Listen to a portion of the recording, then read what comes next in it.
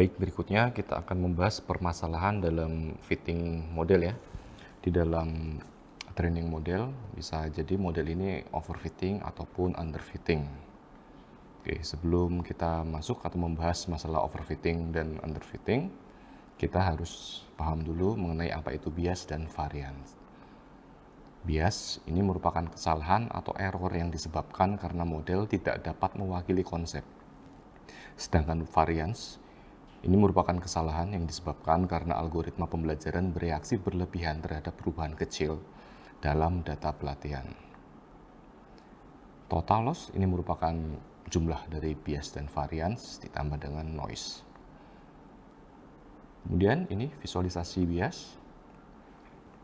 Nah, tujuannya kita dapat membuat sebuah model yang sesuai dengan konsep pada gambar tersebut. Kemudian kita melakukan training data untuk konsep tersebut, dan di sini kita hasilkan sebuah fungsi linear, di mana yang di atas garis ini merupakan model akan memprediksi sebagai kelas positif, sedangkan yang di bawah garis ini model akan memprediksi sebagai kelas negatif. Bisa kita lihat di sini, area-area yang ditandai ini merupakan bias, jadi kesalahan atau error pada biasnya. Di sini bias tidak dapat mewakili tujuan yang kita harapkan. Kemudian untuk variance, untuk goalnya sama ya, menghasilkan model yang sesuai. Nah, di sini kita inputkan data baru, kemudian kita training, kita mendapatkan model baru.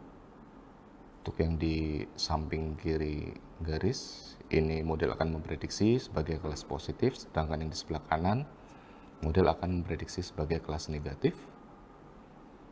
Ini area yang ditandai, ini merupakan biasnya. Kemudian kita latih lagi dengan data baru dan model baru lagi, maka akan menghasilkan fungsi linear seperti yang tampil di depan. Yang di atas garis, ini model akan memprediksi sebagai kelas positif, sedangkan yang di bawah garis, model akan memprediksi sebagai kelas negatif. Ini kesalahan akan lebih bervariasi. Nah, di sini variance, ini dia sensitif terhadap perubahan dan noise. Kemudian ketika kita membuat model yang lebih kuat, ini dapat mewakili konsep yang kompleks seperti yang terlihat pada gambar di samping, di mana yang bagian atas dari fungsi nonlinear ini model akan memprediksi sebagai kelas positif, sedangkan yang di bawah garis ini merupakan akan diprediksi model sebagai kelas negatif. Bisa kita lihat di sini tidak ada kesalahan sama sekali. Tapi ketika model itu mendapatkan lebih banyak data, nah, bisa kita lihat di sini ya, ini terjadi banyak kesalahan prediksi dan ini tidak bagus. Jadi kesimpulannya, overfitting ini ketika model melakukan fitting data terlalu baik ya. Fitur ini berupa noise dan tidak berkorelasi terhadap konsep. Proses modelingnya itu sangat sensitif dan terlalu banyak pencarian. Sedangkan underfitting, model ini belajar terlalu sedikit dari konsep yang kita harapkan. Fiturnya tidak mewakili konsep, terlalu banyak bias di dalam model, dan terlalu sedikit pencarian untuk fitting model tersebut. Kemudian untuk overfitting di dalam deep neural network, ini jaringan saraf dalam, ini berisi banyak lapisan tersembunyi yang nonlinear. Hal ini membuat mereka menjadi model yang sangat ekspresif, yang dapat mempelajari hubungan yang sangat rumit antara input dan output mereka. Dengan kata lain, model ini akan mempelajari bahkan detail terkecil yang ada di dalam data. Tetapi dengan data pelatihan yang terbatas, banyak dari hubungan yang rumit ini akan menjadi hasil dari sampling noise. Jadi, mereka akan ada di set pelatihan, tetapi tidak di data uji nyata meskipun diambil dari distribusi yang sama. Jadi, setelah mempelajari semua kemungkinan pola yang dapat ditemukannya, model ini cenderung bekerja dengan sangat baik pada set pelatihan, tetapi gagal menghasilkan hasil yang baik pada set dev dan pengujian.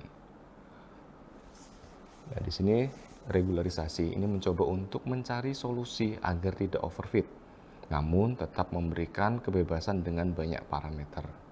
Diharapkan juga dapat mengurangi kesalahan generalisasi, bahkan dengan mengorbankan peningkatan kesalahan saat pelatihan. Misal di sini kita membatasi kapasitas model. Ini merupakan bentuk dari metode regularisasi.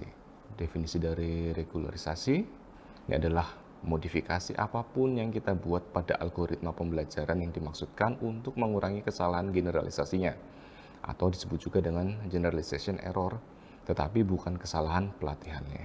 Bentuk lain dari regularisasi, di sini kita dapat menambahkan lebih banyak data, atau melakukan pooling dan augmentasi data.